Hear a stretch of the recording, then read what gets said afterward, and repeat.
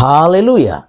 Puji Tuhan, selamat pagi dan salam sejahtera di dalam kasih Tuhan kita Yesus Kristus.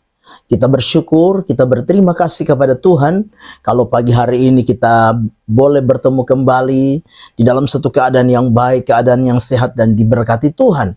Nah, itu sebabnya pagi yang baik ini mari sediakan hati kita, sediakan diri kita untuk bersama-sama kita mendengarkan firman Tuhan. Mari kita berdoa.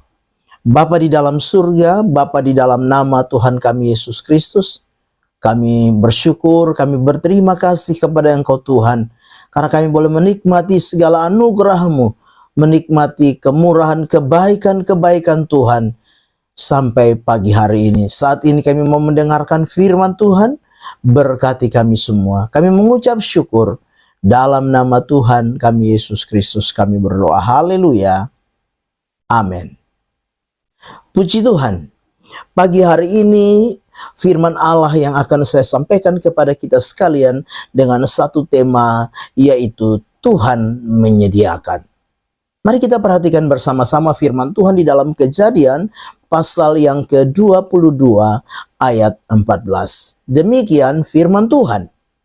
Dan Abraham menamai tempat itu Tuhan menyediakan, sebab itu sampai sekarang dikatakan orang di atas gunung Tuhan akan disediakan. Bapak Ibu jemaat yang kekasih, saya percaya bahwa mengawali tahun 2026, kita sekalian pasti punya rancangan, punya kerinduan. Kita sekalian pasti punya pengharapan-pengharapan di dalam hidup ini. Bahkan ada hal-hal yang kita perlu dan butuhkan di tahun 2026 ini. Bahkan mungkin di hari-hari ke depan ini.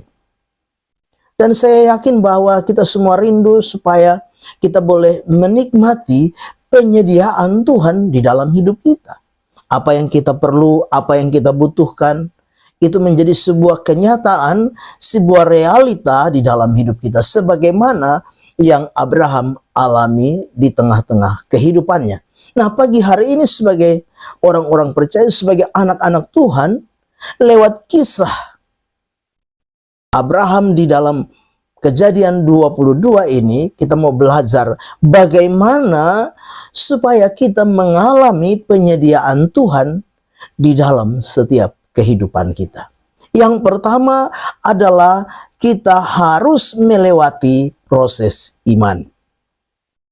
Bapak Ibu jemaat yang kekasih, kalau kita perhatikan di dalam Kejadian pasal yang ke-22 ayat 7 dan 8, firman Allah berkata demikian, lalu berkatalah Ishak kepada Abraham, ayahnya, "Bapa," sahut Abraham, "Ya anakku."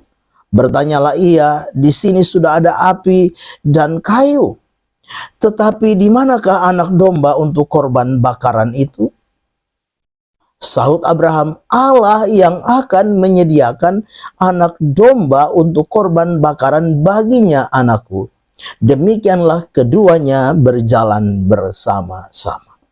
Jadi kita memperhatikan bahwa ini adalah sebuah proses iman yang Abraham harus lewati.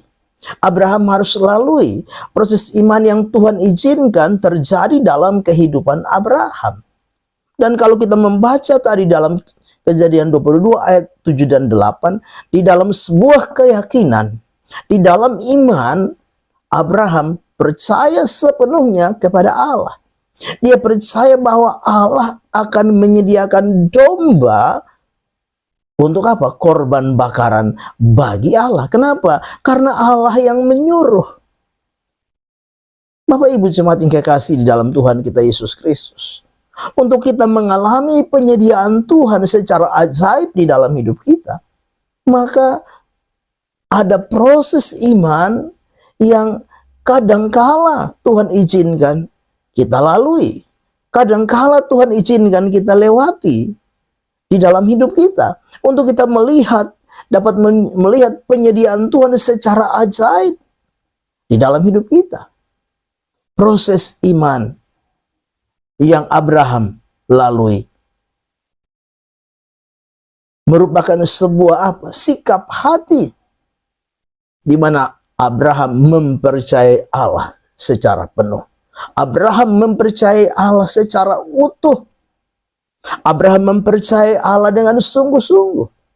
Itu sebabnya di dalam Ibrani pasal 11 ayat 17 dengan jelas di sana dikatakan, karena iman maka Abraham tatkala dicobai mempersembahkan Ishak, ia yang telah menerima janji itu rela mempersembahkan anaknya yang tunggal.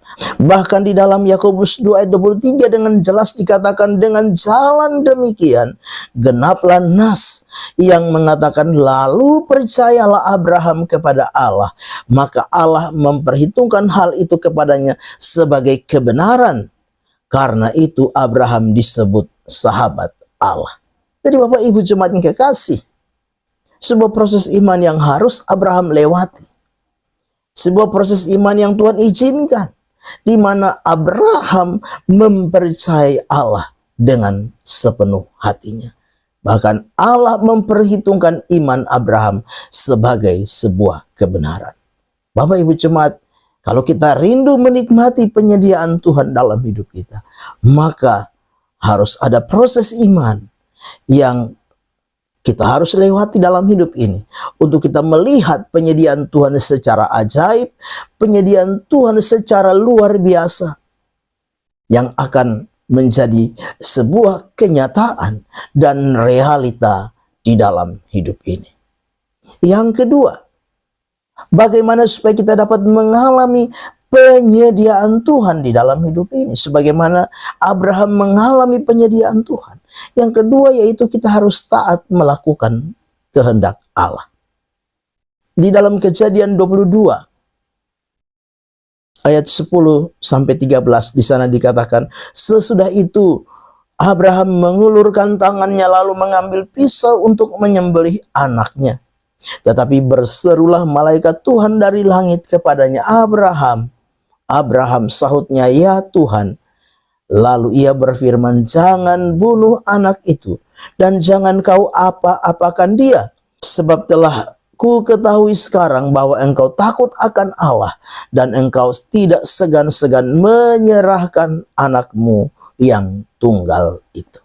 Bapak Ibu jemaat yang kekasih, Abraham taat melakukan apa yang menjadi rancangan Allah di dalam kehidupannya. Abraham taat melakukan apa yang menjadi kehendak Tuhan di dalam hidupnya.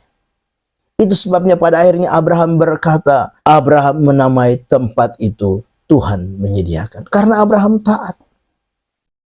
Bapak Ibu jemaat yang kekasih, sebagai orang-orang percaya, mari kita mau belajar untuk apa? Taat kepada kehendak Tuhan. Taat melakukan apa yang menjadi kemauan Tuhan di dalam hidup ini. Ketika kita taat melakukan kehendak Tuhan, maka apa yang kita perlu, apa yang kita butuhkan dalam hidup ini, percayalah, yakinlah bahwa Dia Tuhan yang akan menyediakan segala yang kita perlu dan butuhkan di dalam hidup. Tuhan akan melihat ketaatan kita sebagai anak-anak Tuhan. Sebagaimana Tuhan melihat ketaatan Abraham dan Tuhan menyediakan anak domba pengganti Ishak, demikian juga ketika kita taat melakukan kehendak Tuhan, maka kita akan melihat penyediaan Tuhan secara ajaib, secara luar biasa di dalam setiap kehidupan kita. Amin. Mari kita berdoa. Bapa di dalam surga, terima kasih untuk firman Tuhan yang sudah kami dengar pagi hari ini. Biar firman itu jadi berkat, menjadi rema di dalam setiap kehidupan kami. Ketika kami belajar menyadari bahwa Engkau Tuhan sebagai Allah yang menyediakan segala sesuatu bagi kami. Biarlah Engkau ajar kami supaya kami boleh senantiasa hidup di dalam iman, sekalipun ada proses iman yang harus kami jalani.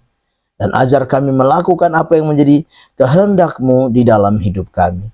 Terima kasih Bapa, kami serahkan seluruh hidup kami sepanjang hari ini, dan kami percaya penyertaan Tuhan sempurna kami nikmati di sepanjang hari ini. Kami memasuki hari yang baru ini, serahkan roh, jiwa, dan tubuh kami dalam tangan Tuhan. Dalam nama Tuhan kami Yesus Kristus kami berdoa. Haleluya. Amin. Selamat pagi, Tuhan Yesus memberkati.